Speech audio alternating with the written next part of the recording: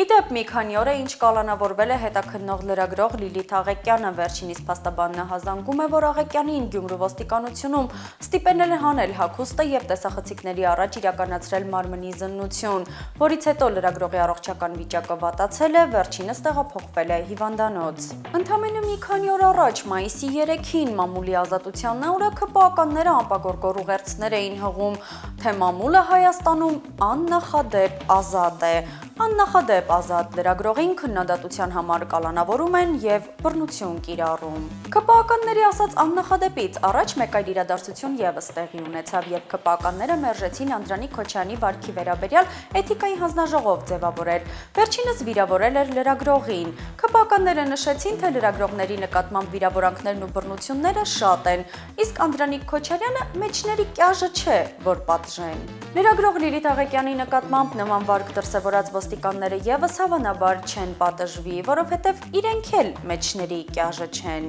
ՆԳՆ-ն իդեպ հերքել էր փաստաբանի ահազանգը, բայց նշենք, որ նրանք հերքում են ցանկացած բռնություն։